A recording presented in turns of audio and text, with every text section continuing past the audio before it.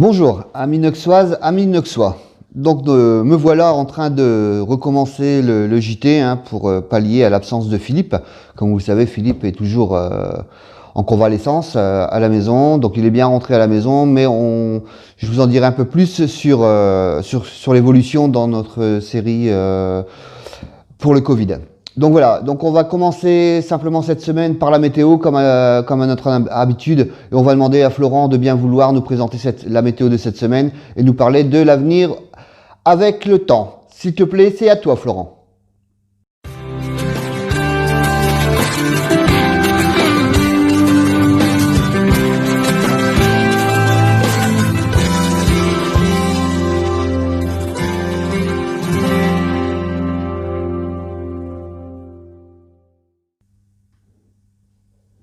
Amis Noxoises, Noxois, bonjour. Comme vous avez pu le remarquer, cette semaine fait une semaine coupée en deux. En ce début de semaine, nous avons eu pas mal de pluie et à partir de ce mercredi, le soleil a pris le relais. Le tout dans des températures très justes pour la saison. Pour ce week-end, le soleil fera encore des apparitions avec quelques nuages et les températures seront assez fraîches au matin, vu que nous attendons entre 4 et 6 degrés, pas plus. Pour la semaine prochaine, le temps pourrait être à deux niveaux, c'est-à-dire un début de semaine ensoleillé et à partir de mercredi, la pluie pourrait prendre le relais, le tout dans des températures comprises entre 14 et 18 degrés. Mais bien sûr, je vous redirai tout ceci chaque matin sur le groupe. Comme à mon habitude, je voudrais faire une petite parenthèse pour notre cher ami Philippe Lambert. Effectivement, Philippe Lambert est en convalescence chez lui. Je lui souhaite un très bon rétablissement. Et surtout, Philippe, reviens-nous vite. Je vous souhaite un agréable week-end, je vous souhaite une très bonne semaine et je vous dis à vendredi prochain.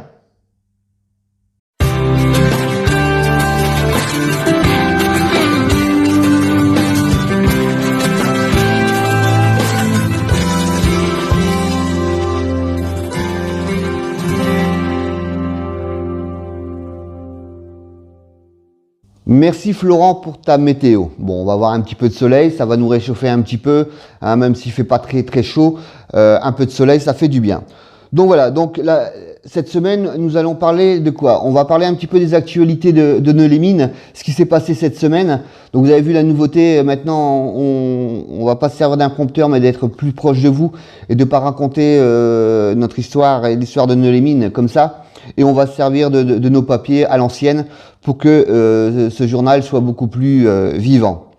Alors, qu'est-ce qui s'est passé cette semaine? Lundi, malheureusement, à peine un an après, un jeune a trouvé la mort autour de la gare de Neux-les-Mines. On va pas raconter les circonstances, c'est pas notre but, mais de dire que cette ligne est pas mal impactée par ce genre de choses. Et les usagers aussi prennent du retard pour le travail. Néanmoins, c'est pas si grave que ça. Je pense que si on aurait pu éviter ce drame, c'était pas bien grave.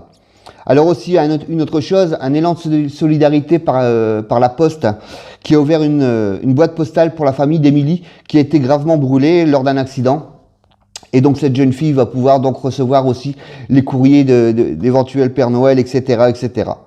On rassure aussi les parents des écoles. Sincèrement, toutes les protections sanitaires sont mises en place pour que les enfants ne puissent pas attraper le Covid, ne puissent pas aussi transmettre le Covid à leurs copains et aussi à leurs enseignants. Néanmoins, on n'est pas à l'abri d'une petite faille et que dans tous les cas, même en prenant toutes les protections possibles, on s'aperçoit que parfois ce virus arrive à passer. Soyez rassurés, si vous avez des questions au niveau des écoles, chers parents, ne demandez pas sur les réseaux sociaux. Chacun aura de toute manière sa façon de dire les choses et envenimer peut-être les choses. Je pense que la meilleure chose, c'est d'aller voir ou de téléphoner, prendre contact avec les dirigeants d'établissement et ils vous répondront sur les marches à suivre. Pardon.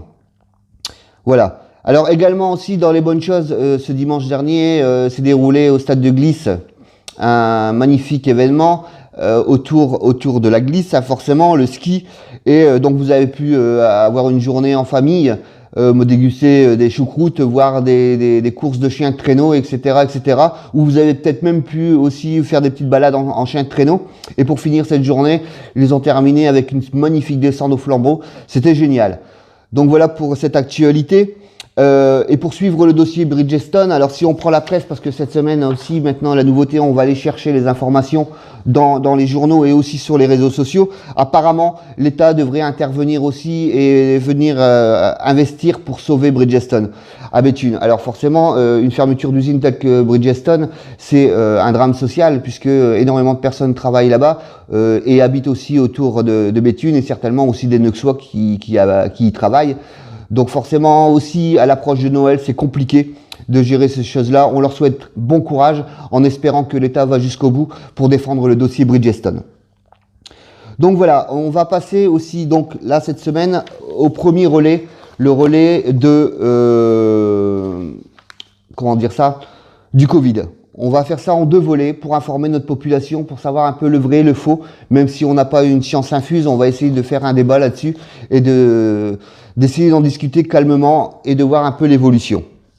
Donc, sur le premier volet, je vais recevoir une personne qui était malade du Covid, qui s'en est sortie et qui va venir raconter un petit peu sa péripétie autour de cette maladie et son ressenti, pour qu'il puisse vous dire aussi comment c'est arrivé.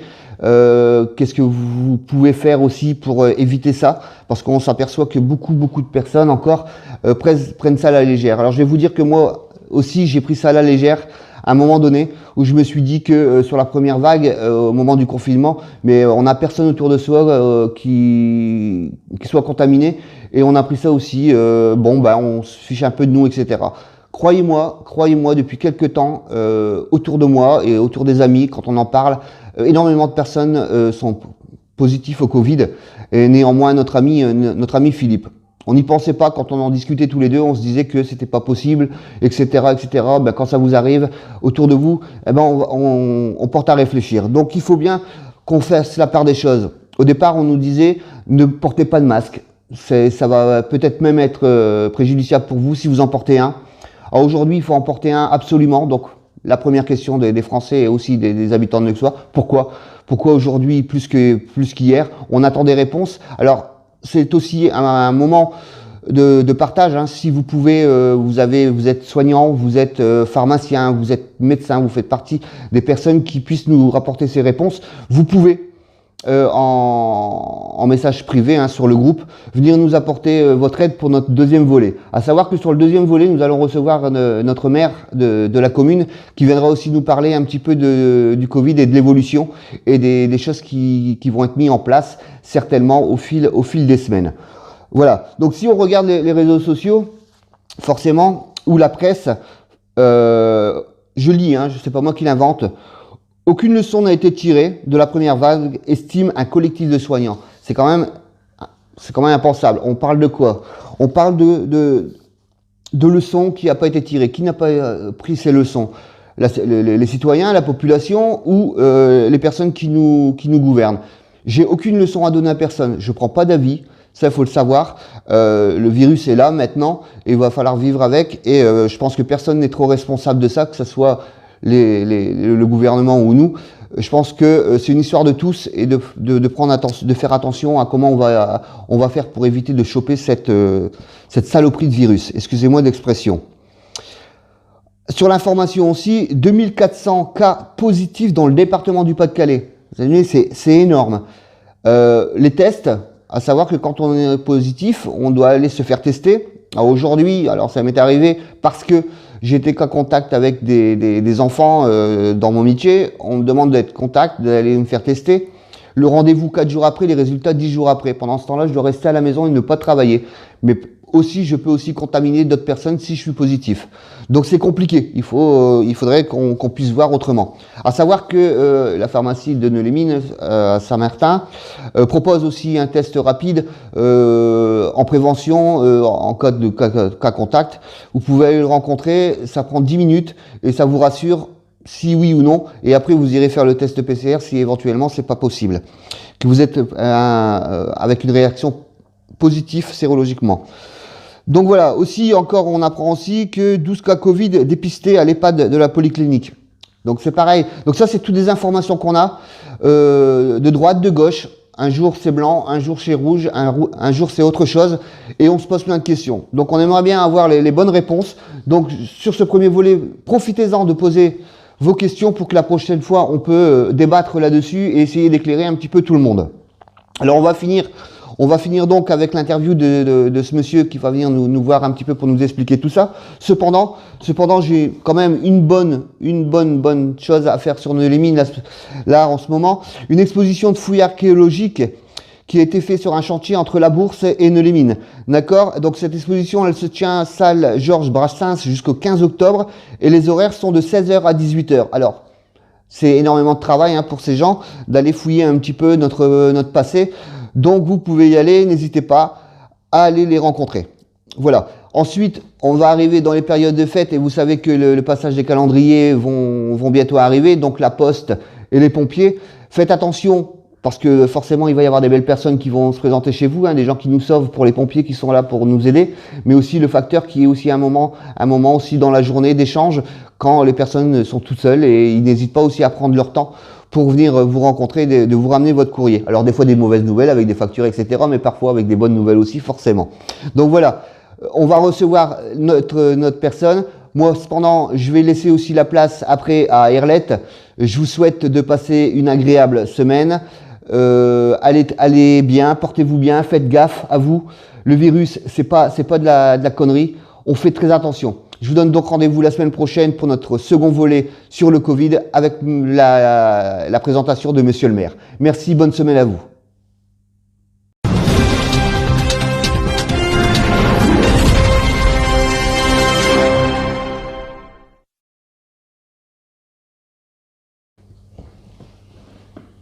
Donc voilà, comme je vous avais dit tout à l'heure, nous allons avoir donc notre rubrique Histoire de vie sur le premier volet du Covid.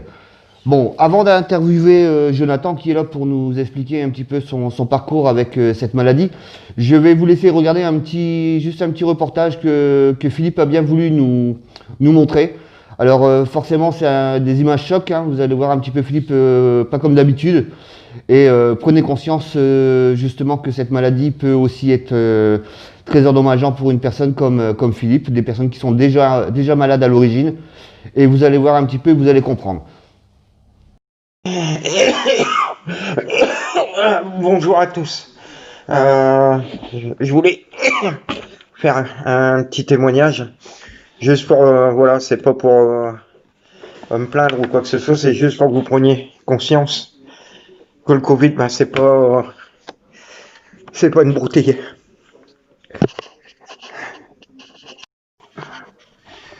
C'est une maladie qui est arrivée comme ça subitement, et je peux vous dire que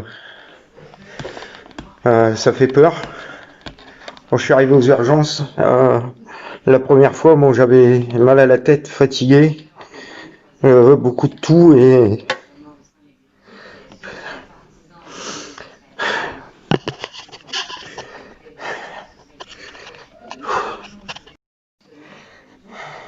je suis désolé, je suis obligé de la faire plusieurs fois. Et donc quand je suis arrivé aux urgences, j'ai désaturé tout de suite. Donc ils ont dû me mettre sur oxygène. J'avais fait 42 fièvres depuis 3 jours.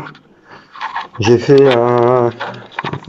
une insuffisance rénale aiguë. Les reins se sont bloqués.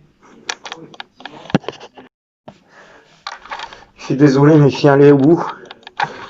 Et donc j'étais vraiment très mal. Donc ils ont décidé de me mettre sous oxygène. Je suis resté 4 jours sous oxygène. Là, je suis sorti depuis hier. J'ai énormément de mal à respirer. Je monte un escalier. Je suis obligé de m'arrêter en haut parce que j'arrive plus à respirer. Quand je me lave, c'est pareil. J'ai énormément de douleur. Et en fait, voilà, je suis toujours 42 fièvres depuis que je suis sorti. Donc voilà, je voulais vous dire simplement que faut faire gaffe avec ce virus.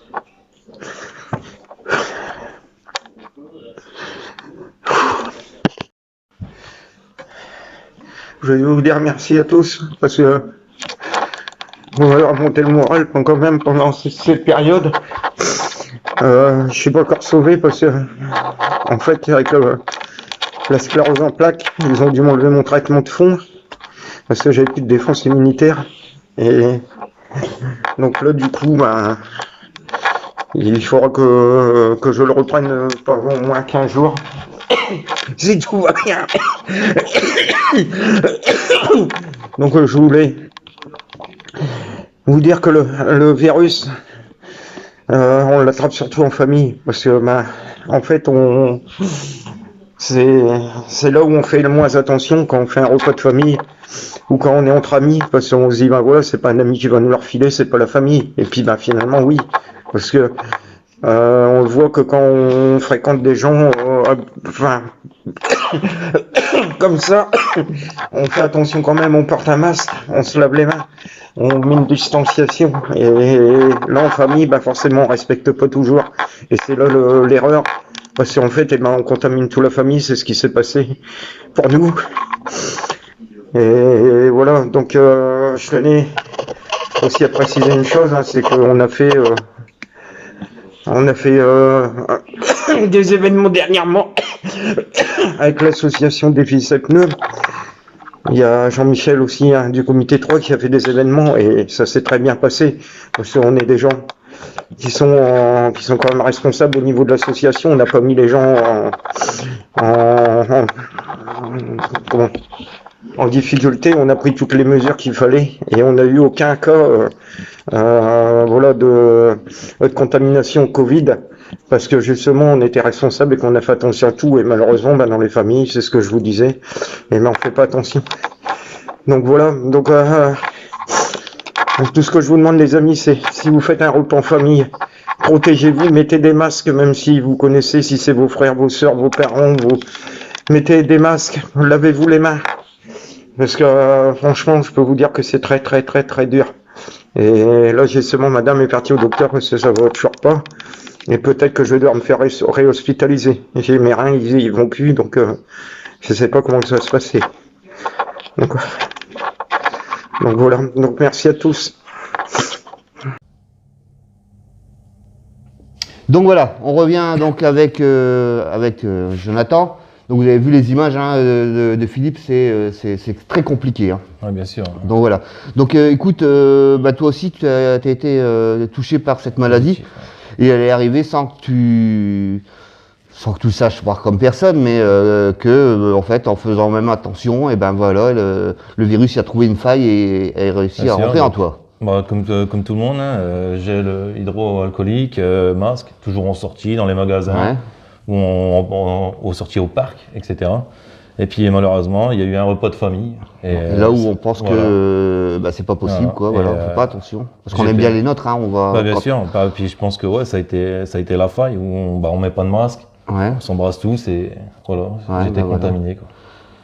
Et du coup, donc vous avez créé un mini cluster sans le vouloir, quoi, en interne chez vous. Bah carrément. Bah, en fait, ce qui s'est passé, c'est que le premier, ça a été ma sœur hein, qui a contaminé ma mère. Et ma mère, quand elle a eu les symptômes, on a appelé tout de suite ma sœur, hein, qui est infirmière libérale, qui nous a fait les tests PCR, qui a testé ma mère. Donc ma mère, elle m'a averti qu'elle avait les symptômes. Ouais. Donc après le repas, le lendemain. Donc là, il était déjà trop tard. Quoi. Bah, on était déjà on avait fait la soirée, donc on a été en cas contact. Hein, donc pour nous prévenir de commencer à s'isoler, parce qu'on avait 7 jours pour pouvoir déclarer les premiers symptômes. Donc ce qui s'est passé, c'est que on a commencé à avoir un réseau restreint, donc on ne voyait plus les gens juste par téléphone. Notre employeur aussi, hein, on a prévenu, etc. On a prévenu l'école.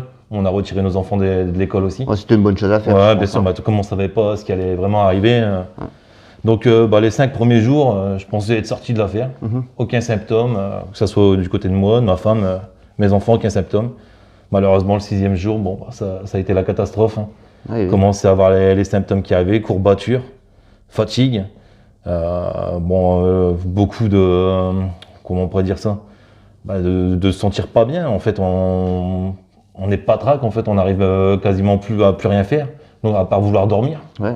Donc là, bon, ben, ça commençait à être difficile. Donc ma sœur elle est revenue nous faire les tests PCR. Parce qu'il faut savoir qu'avec le cas contact, en fait, le premier jour, ça sert à rien de faire un test PCR parce qu'il faut attendre 7 jours Donc, pour la maladie, pouvoir être positif. ouais. Sinon, le test PCR va être négatif. Enfin, pendant ce temps, c'est là où c'est un peu dommageable, c'est que vous avez eu la bonne réaction hein, Oui, monsieur. de vous isoler, d'enlever les enfants de l'école, etc., parce que vous avez quelqu'un aussi de la famille qui est aussi du métier. Ah du oui, coup, bien sûr. Bah, prendre les bonnes marches à suivre, mais à savoir que tant qu'on n'a pas de symptômes, ben, on dit qu'on n'est pas Bah, contagieux. Concrètement, même si ma mère ne m'aurait pas appelé, peut-être que pendant 7 jours, j'aurais vu des gens, j'aurais pu contaminer des voilà, gens, bien tu sûr. pu continuer à balader un peu partout, que les enfants vont à l'école et que cette maladie continue Ouais, se propage.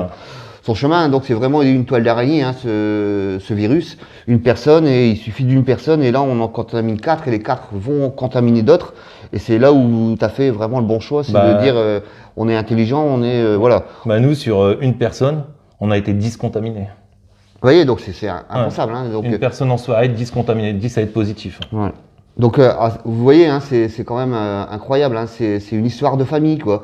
On fait la fête, alors mais on le sait très bien que c'est embêtant de pas voir ses proches et de pas faire la fête en famille, parce qu'on aime nos enfants, on aime nos parents, et puis finalement on est en danger, alors que là, au moment là, c'était un moment de joie, de retrouvailles en famille, alors que vous étiez en train de vous contaminer vous-même. Ouais, bah, puis en plus, honnêtement, pour moi, avant d'avoir été contaminé, je pensais que j'étais plus sécurisé à être en famille qu'à être en sortie, en fait. Ouais, non, je mais me disais, oui. mais concrètement, c'est tout l'inverse, quoi. C'est Ouais, exactement, ouais. où en fait, on respecte plus les gestes barrières, faut être honnête. Où après, comme on connaît tout le monde, on est à table. Bien sûr. Et c'est là qu'on C'est fait humain, beaucoup d'erreurs, hein. quoi. Si on est à table, alors dans les repas de famille, généralement, on prend peut-être l'apéro avant. Donc Ouais. forcément, pour boire l'apéro et manger les gâteries qu'il y a sur la Voilà, table, c'est ça. ben, on tombe le masque. Et puis même si on mettrait le masque en famille, hein, à un moment donné, on se retrouve à table, on va pas manger chacun de son côté. Si on fait un repas de famille, c'est pour être ensemble. Donc autour d'une table et partager. Et du coup, ben, les gestes barrières s'éliminent sans qu'on On s'en rend pas compte. En fait, sans qu'on fasse attention. en fait, je pense que c'est l'habitude de notre train de vie d'avant C'est ça, qui ouais. fait que Bien sûr. on oublie les gestes barrières. Bien sûr. Alors quand on voit aujourd'hui qu'on repart dans on va pas dire des confinements, mais comment on appelle ça, moi, Là, s'il te plaît. En fait, là, c'est ce qu'ils font, là, c'est des couvre-feux. Les couvre-feux. Donc le couvre-feu, vous imaginez, c'était encore un terme qu'on utilisait durant la guerre, hein, le couvre-feu. C'est bon, après chacun l'appelle comme il veut, hein, on n'a pas le droit de sortir à partir de 21h et jusqu'à 6h du matin. On revient en arrière, quoi. On revient au mois de mars où on nous annonçait, où notre président nous disait nous sommes en guerre et voilà, il va falloir se battre contre ça. On pensait que la maladie s'en allait, et puis finalement aujourd'hui, quand on écoute quand on regarde la presse ou quand on écoute les professionnels, ils nous disent bien que on y retourne, quoi. Et je pense que il est encore possible si chacun prend conscience que, comme toi, de faire ce genre de choses-là, parce qu'on n'est pas forcément pas à l'abri d'avoir ce virus, mais à partir du moment où on peut avoir ce virus, de prendre les mêmes gestes que toi, de dire stop, on voit plus personne, on s'isole en entendant d'eux. Alors, il y a une chance sur deux, hein, soit on l'a pas. Si on l'a fait pour rien, c'est pas grave, mais au moins on a protégé plein d'autres personnes. Ouais, surtout où on voit la vitesse où ça se propage, quoi. Ouais, Nous, non, mais sur, voilà, ouais. une soirée, on a quand même été 10 contaminés, quoi. 10 à être positifs, quoi. Donc, ça se propage vraiment. Donc Puis, en fait, toutes les personnes qui étaient à la soirée, Non, pas toutes. pas toutes. Non, en fait, sur la soirée, donc, les 10, ça a été 10 adultes. Ouais.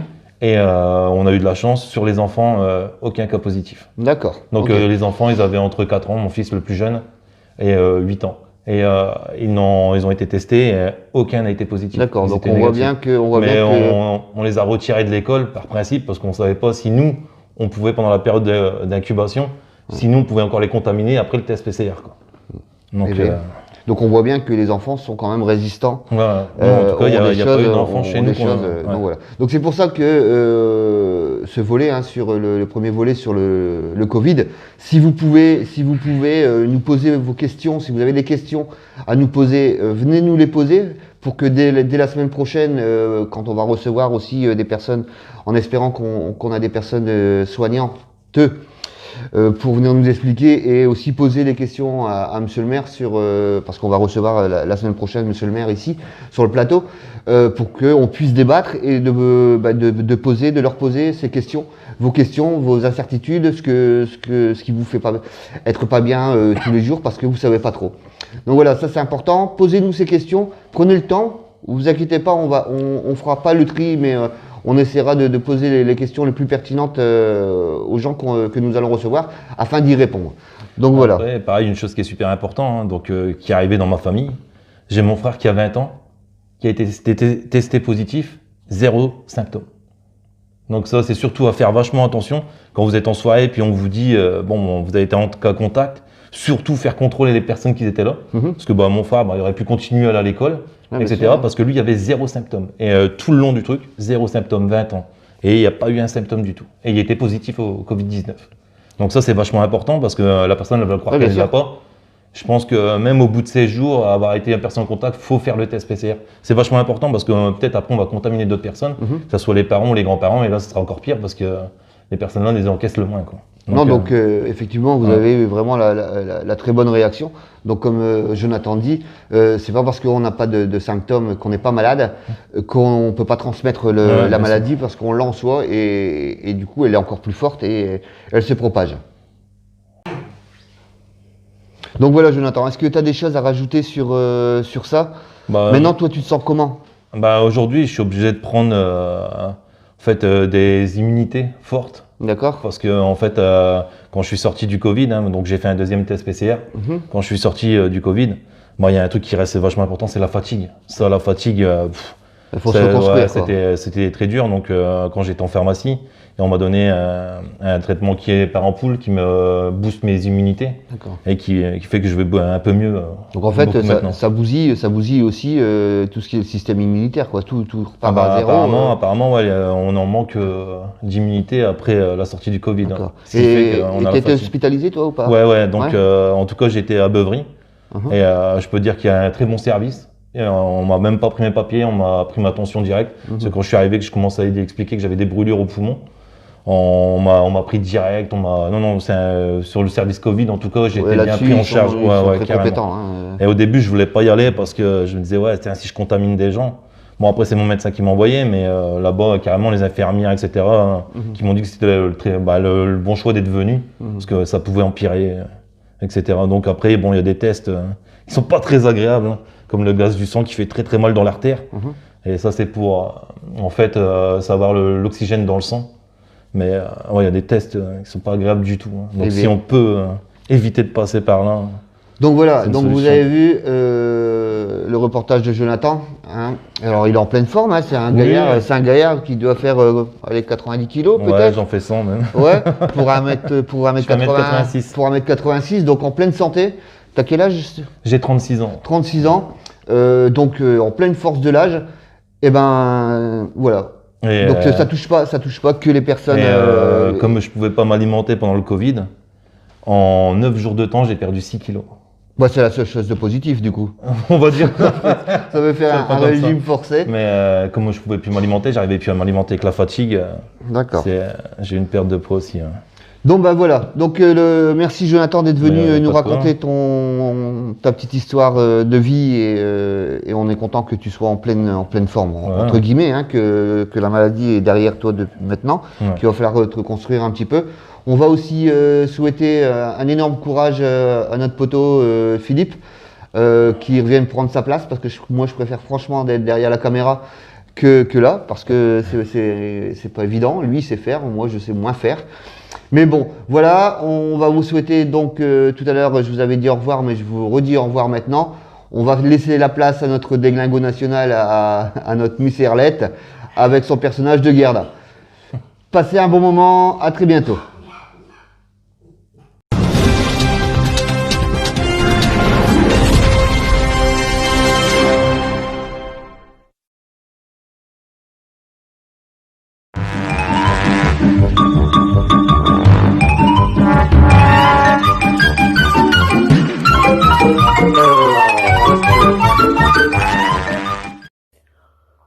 J'allume mes gens, j'ai mis garde en robinet, ouais. Comme d'habitude, Bon, là, je fais un peu de réflexion, je réfléchis beaucoup parce que la semaine a été compliquée. On a vécu beaucoup de cosses. Hein. Ah, puis nous, on a eu un autre copain, alors que je n'ai pas été, alors, elle n'a pas été bien non plus, elle n'a pas été bien non plus, hein. Chatouche, touche à chatouche, ça fait de mots, hein. Enfin. Ben ouais, on va parler de Scoville. Scoville, oh, je suis fatiguée, hein, mais bon, j'ai comme chaud, hein. Et il nous a pompé le dard, il nous a dit qu'il fait nos neurones pendant ce confinement. Qui n'avons pas de faim, hein. Elle l'a mal vécu pour beaucoup, hein. Il a puisé toutes ses réserves dans la détresse humaine. Ces gens, ils ont morflé à cause d'un pangolin malade, encore un drôle de bestiole, et d'une crise qui aurait pu être préparée depuis des années, car chez le gouvernement, il y en a qui étaient au courant. Même Nostradamus, il l'avait prédit. Mais je vous le dis, je le sais ça, je le sais sur ce sûr. Garde à ruminer, elle cache, elle réfléchit. On est arrivé d'un soutoir sans être préparé. Chez Matteux, ils avaient été même pas préservés. Préparer un masque. Mais chez sûr, elle nous a caché beaucoup de costes. Mais je vous dis, beaucoup de costes. France, elle a pleuré, elle a eu peur, elle a eu mal. Aïe, aïe, aïe. Et on est reparti pour un tour, Mazette.